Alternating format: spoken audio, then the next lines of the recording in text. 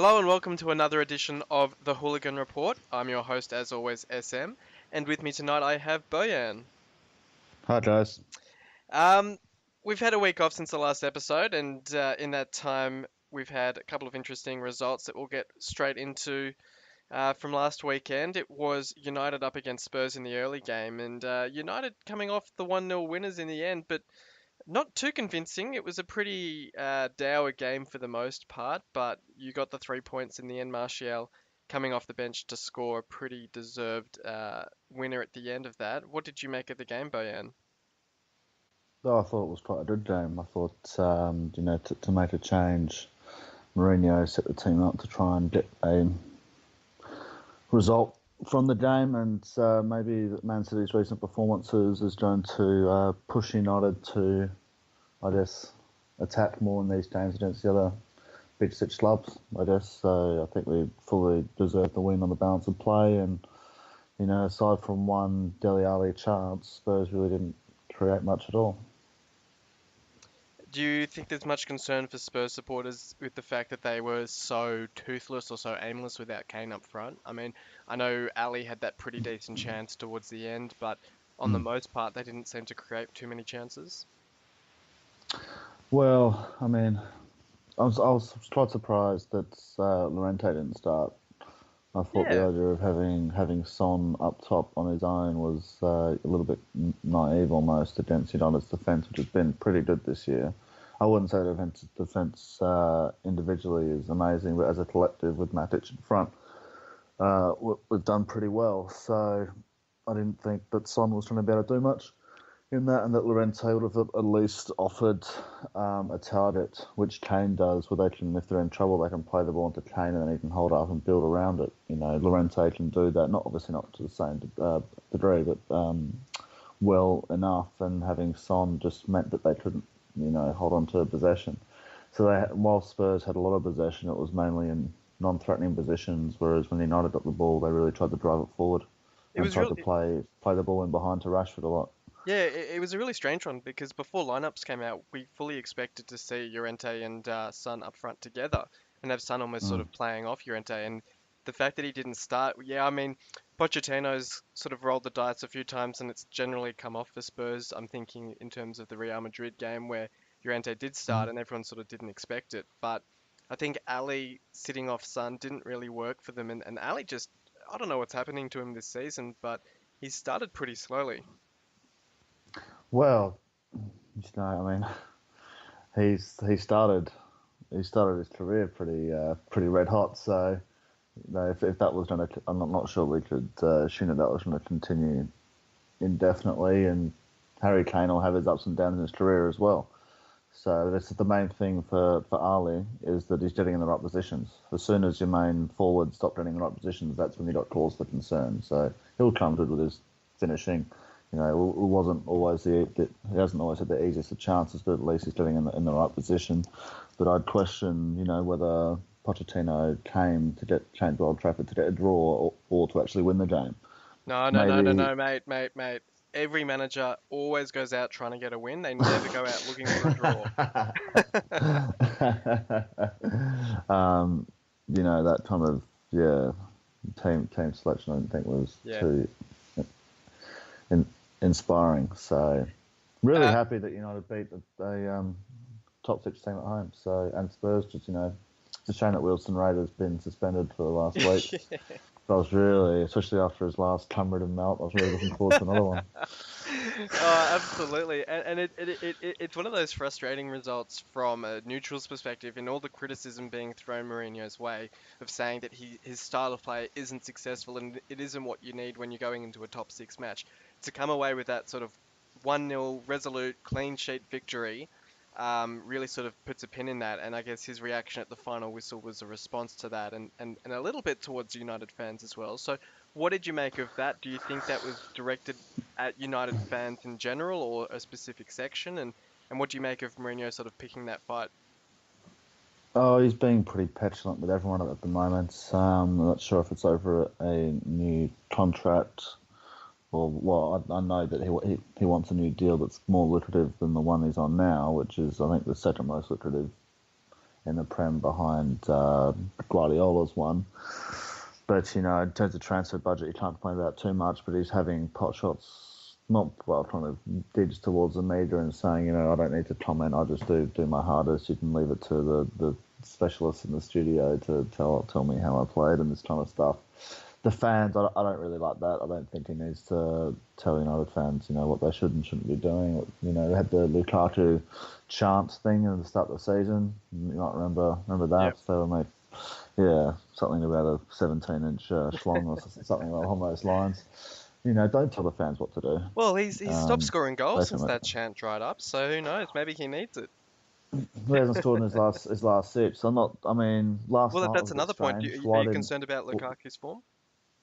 No, I'm not. He's again, if your centre forward's sitting in the right positions, and he's not he's blazing them over the bar by miles. I was a bit surprised he didn't take the penalty last night in the Champions League. We won 2 penalties, didn't take either of them. That was a bit of a surprise. But and I do have a bit of a bone to pick on the Lukaku who doesn't turn up in big games, because I don't think you can say that about him and at the same time say Mourinho sets up to draw games against the big sides. Because usually when he's playing it against the big sides, if he's lucky, he'll get one chance a game, and he's very isolated for 90 minutes or 85 minutes of each game. I'm not worried about him at all. He'll come back into form. He's got a great relationship on the pitch called Pogba, and I think you'll see Pogba coming back to the side. Hopefully the next few weeks will coincide with an uplift in form for Lukaku. And then I guess the last point is in terms of the goal itself, and pretty poor positioning from Dyer to clear. It was almost to this. I wouldn't say as bad, but comparable to Lindelof last week in the second Huddersfield goal. Just in terms of not being able to clear that long ball, the flick on from Lukaku, and then obviously Martial with a great finish, and very, very tidy finish coming off the bench and really sort of proving his point, because he's sort of been in and out of the side, but even early in the season I remember saying that a lot of your late goals were sort of spurred on by the fact that he'd come on and kind of create those chances and open up that game as it was sort of wearing on, and he's done it again against Spurs. Yeah, that's right. I mean, the thing, in particular that I like about Martial and Rashford is that they direct and they're not afraid to run and kind of back themselves in to beat defenders. And that kind of makes the defence moves and opens up opportunities for themselves and for their teammates. I mean, it's well documented my opinions on Eric Dyer. I think he's hugely overrated, and he's very comfortable in that team normally beside either Dembele or Wanyama. But yeah, he's, in my opinion, quite average, and he was very poor on the weekend. I think he's had a very poor start to the season, and if he's your kind of defensive midfielder for England and you're wondering why he's struggling, you don't have to look too far.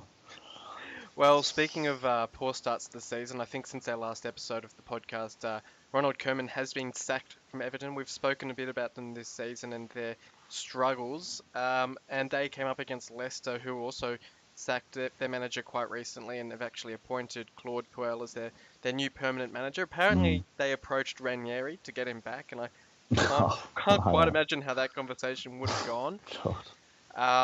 But they ran out pretty convincing 2-0 winners against Everton, and we've been hearing a little bit about this saviour that is Unsworth, who's been their under-23s manager and has their under-23s playing this great brand of football, and he'll do the same. He'll transform the seniors and he'll get them going because he's got blue blood and he's all of this.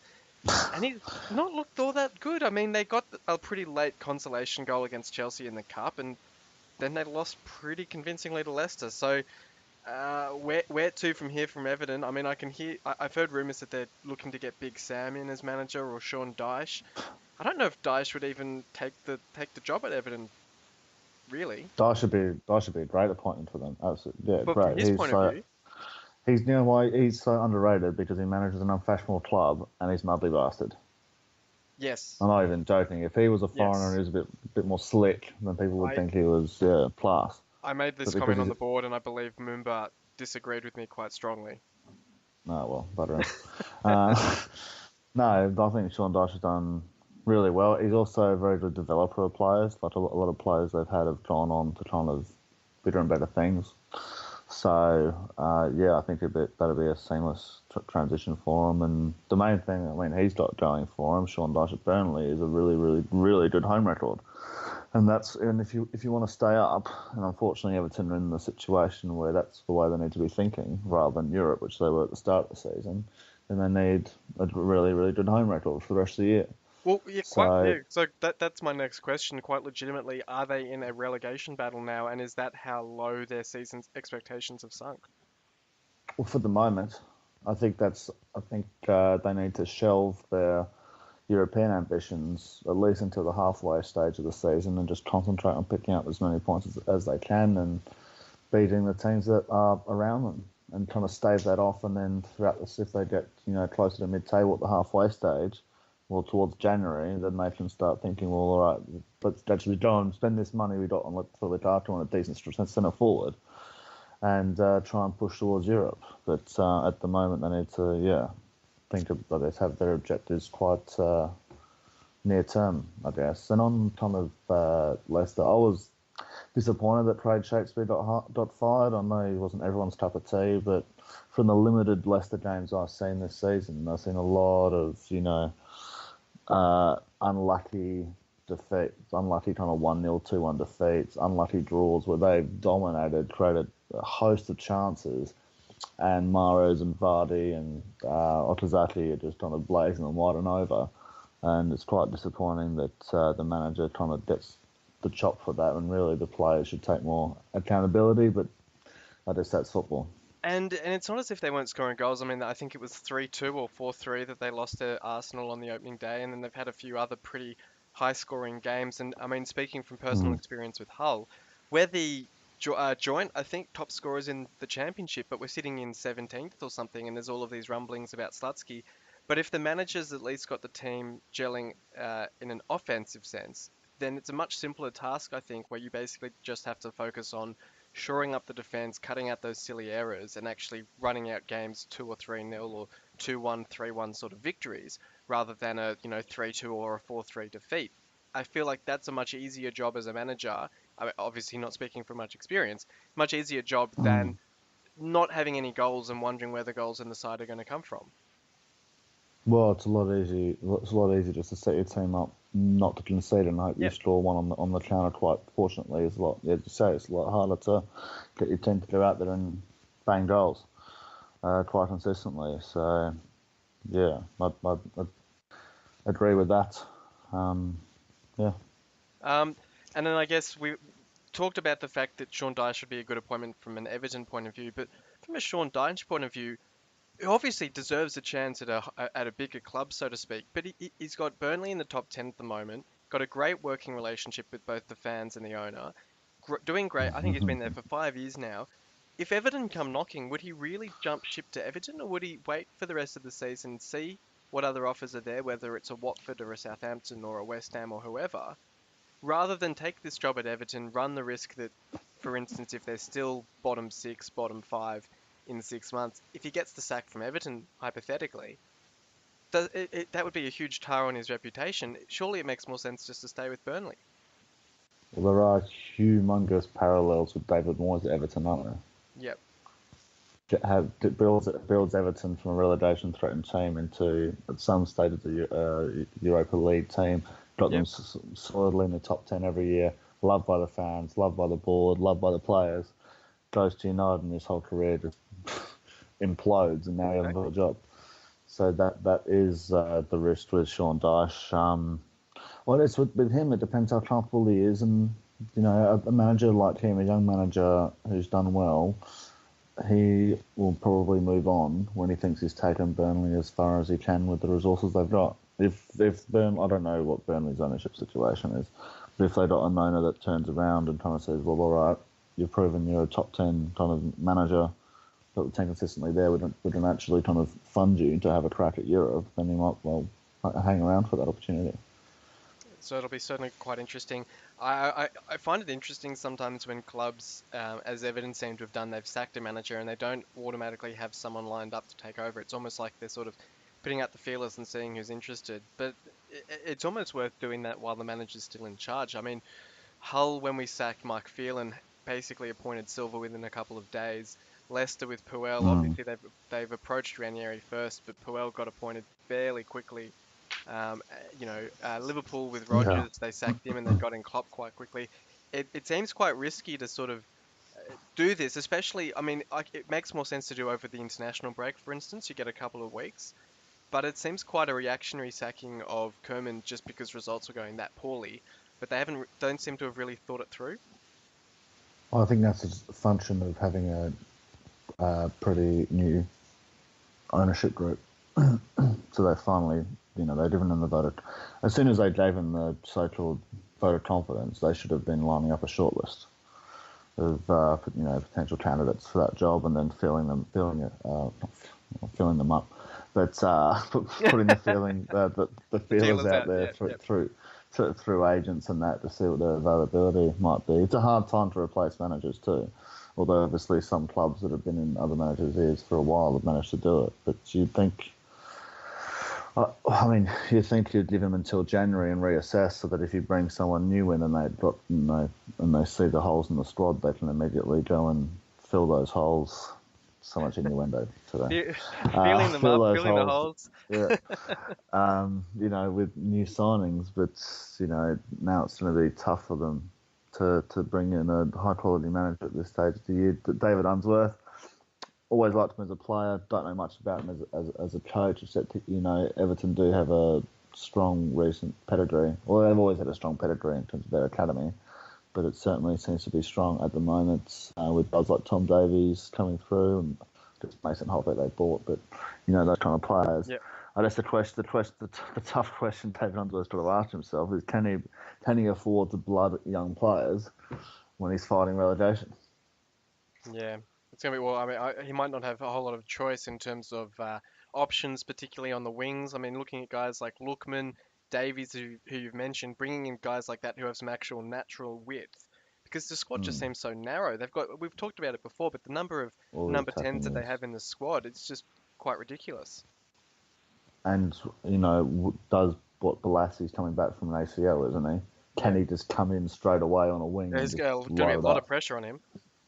A lot of pressure on him, and you'd hate to see a player after that much time out get kind of thrown to the walls a bit. You'd like to, him to be eased back into action, but they're probably going to try and get him out there as soon as they can.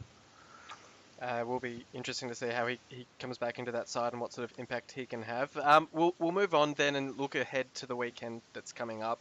And in stark contrast to Everton, the side that's absolutely flying is Manchester City, who've scored 100 goals in their last 5 games or something similar to that. It's just been absolutely crazy with the amount of goals that they're scoring at the moment. They're coming up against Arsenal in a game that is pretty well suited for a Man City team that's scoring goals for fun at the moment, because Arsenal are not the sort of side that are just going to sit back and play that defensive game style to frustrate them. Or will they, Bojan? I mean, I know they've had a half-decent record against Man City recently, so might they perhaps frustrate Man City? Well, I remember Arsenal played Chelsea about a month ago, and I completely wrote off Arsenal's chances and said Chelsea would put 5 past them, and then Arsenal ended up rolling them, and Aaron Ramsey, who I really, put the torch on, was man of the match. So, And he's been playing pretty well. He not, played pretty well against Everton the other week. yeah, yeah. So my judgment of Arsenal was, it's such a hard team to pick, because it's just whether they turn up or not. Yeah. And the contrast of styles will be quite interesting. Both teams play pretty loose and open, but Man City can get away with it because they've got so much firepower, so much talent. They've got the we'll score more goals than you mentality there. So yeah, it's hard to not pick a Man City win by quite a few. So I'd say that Man City will get the job done kind of 4-1. They just got too much going forward, and the defence for Arsenal was just so loose and poor, and there's not much defensive cover in midfield. Granit Xhaka's not a defensive midfielder. He's a centre midfielder. That's not saying he's not good, but he's not a kind of holding player. So, and El Nani is rubbish. So what are they going to do? It's bizarre that from a Man City perspective, that in the last, I think it's 6 games or whatever it is, they've conceded 4 goals, and they were to West Brom and Stoke. Of all the teams that they played in that time, getting a clean sheet against Chelsea, scoring any number of goals against quite a few teams, but it's those two sides that they've conceded the goals to. So it suggests perhaps a bit of frailty when it comes to the more physical sides, perhaps. Um, which you can't really say about Arsenal, but as you touched on there, maybe Xhaka is maybe the one player that they have who would put a bit of physicality in, along with getting sent off in the process, most likely. Um, but as you say, I mean, that result against Chelsea is sort of the one where you think you don't really know what Arsenal team is going to turn up, whether they're going to have that tactical nous to actually dig in and get that sort of nil-nil clean sheet result against Man City. So it'll be a very interesting game. And of course, the fact that Man City, bizarrely, seem to be playing better away from home. Yeah, well, I mean, if Arsenal's wing backs play well, which is more if Bellerin plays well, because Kolasinac has been one of the signings of the season, I'd say. He's a terrific player, and he's kind of strong and tough. And he's got the kind of right mentality, and he'll have a tough job against Sterling's speed this weekend. But if he can play well and Bellerin can play well, that can really drive them forward. And of course, then it's just relying on Giroud to put them away, I guess, which is easy said than done. It'll be interesting to see the performance of Alexis Sanchez. There's kind of hints of Oxlade-Chamberlain playing against Liverpool earlier in the season, having an absolute stinker the week before he moved. Sanchez probably on Monty in January to go to Man City. How's he going to perform and where's his headspace going to be? Put himself in the shop window. He might actually be motivated to play pretty well, to say, come and get me. But play well, but not too well, I think will be the message that Guardiola's sending. Probably, yeah, absolutely. So you say probably 4-1 in this one to Man City? Well, you can only really judge these things on current form, and you can't really bet against Man City at the moment, and Man City don't tend to, against that open Arsenal style and those frailties in central defence, it's hard to kind of predict a tight game, I think. So, assuming that Man City will have a decent conversion rate on their chances, I think 4-1's a fair prediction. And a game that's probably going to be the opposite of that in terms of actually having some defensive stability to it is Chelsea up against United. United in an away game against a top 6 team.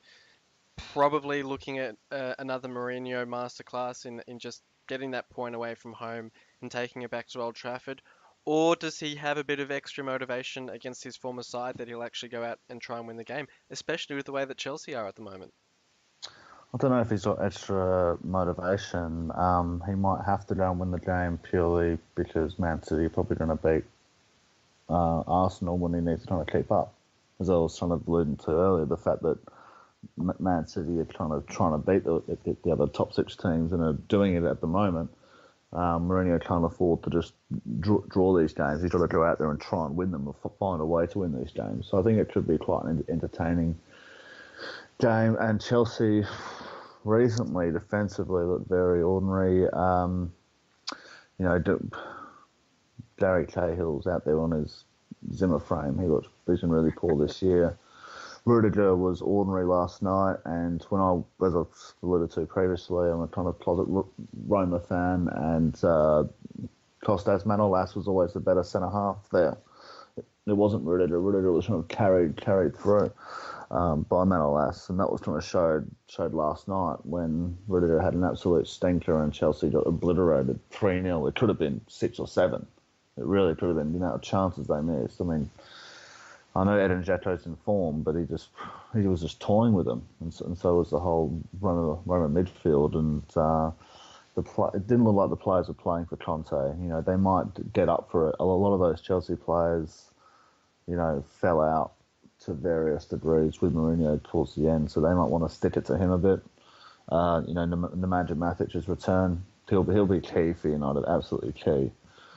It'll really hurt not having kind of Paul Pogba's creativity in this game. So yeah, hopefully we've got enough going forward, but I think it'll be an entertaining game, and I would tip United to get the job done 2-1. I mean, I don't want to touch on this too much because I know we keep harking back to Mourinho's playing style, but in Mm. terms of the game that we discussed the other week being United Liverpool 0-0, did it frustrate you to some extent to see Spurs the following week dismantling Liverpool and really taking apart their defensive frailties? And if Mourinho is to go into this Chelsea game with a similarly defensive mentality, would would that frustration and that tension with his playing style increase, given the fact that Liverpool were shown up for their defensive frailties, Chelsea shown up against Roma, that there is this potential to really get at these teams and get goals and actually win the game? If he doesn't do that, and especially with the taunting of the United or the shout out to the United fans last weekend, is there sort of a growing tension, do you think, between United supporters and Mourinho? Not yet. Not yet. I mean, but it will come, whether it's at the end of this season or next season. I don't so much mind, and it's kind of expected with his game plan, and it's been pretty successful over the course of his entire career. So you can't blame him for, continuing to do that, continuing to set up to kind of nullify opposition teams, especially the top six teams. But, that's going to have to change if Man City keep winning. Yeah, And so if we get, say, 3 draws and 3 wins, and I don't know however many losses against the top six, and we lose the league by 6 points, because Man City have pretty much run the table in the top six and drawn twice to United, it's going to be very frustrating. And it's going to have to be held accountable in some ways, to that Mourinho. But I guess in his mind, he's thinking, and in some ways rightfully so, Man City aren't going to run the table and win the next 30 games. Well, it's highly, highly unlikely. Every team has, dips and troughs throughout the season. He's probably thinking, well, if we can average 2 points a game kind of thing and we can get close, then we might be able to pip them in the post kind of thing. But it is kind of frustrating, but you need to know your own team's limitations, and I'd say Spurs are, despite the league table, a bit further along in their team's development because they've kind of gelled for a number of years, whereas United's team still kind of, despite the transfer spend, it's still kind of being put together. You saw 3 or 4 more signings in the summer. There'll probably be a signing in January and 2 or 3 next summer. So, I was less surprised that Spurs kind of dismantled Liverpool, but I'd be hoping that our attitude in the next 12 months changes towards those games. And I guess Pogba's a big piece of that puzzle to come back into the team, and I mean it's not too difficult to read into the fact that since he's gone out of the team, those big sort of 4-0 wins you were achieving early in the season have dropped off. Yes, it's also coincided with these games against the bigger clubs, but him being back in the team would certainly change that dynamic. Yeah, it's just the subtle things with him, and you have to actually, these aren't things you really can pick up in the highlights. You have to actually watch the games. But linking, well, similar to what Paul Scholes used to do, but linking the defence to the forward line would be key. So getting the ball forward quickly, so we can counter attack and that kind of stuff. But also breaking from midfield, which draws out defensive midfielders and central defenders, which creates space for all the other forwards. So whilst you might not get the assists on the stat sheet, if you watch the build-up play, it's him getting the ball and driving from midfield, which completely kind of disorganises opposition defence and leads to the space for the forwards to run into and score. And that's the bit you can't kind of see on the stat sheet per se. And we need that back. I mean, imagine Matic and Scott McTominay were starting central midfielders yesterday. It was very, very solid, but to create anything, we had to go wide. It will be interesting. Hopefully he's back sooner rather than later, and hopefully we can get a pretty exciting and interesting title race, because it would be a bit of a shame if Man City pull away and run away with the league. Though, of course, on the other hand, very interesting to see if they could sustain that for the whole season. They've got the attacking talent now to sort of rotate, whether it's Aguero on the bench or Jesus on the bench or Sterling or Sané or whoever it is, getting that Bernardo rest, Silva. Bernardo Silva, getting that rest and still having that phenomenal attacking talent to start the game and really tear teams apart at the moment.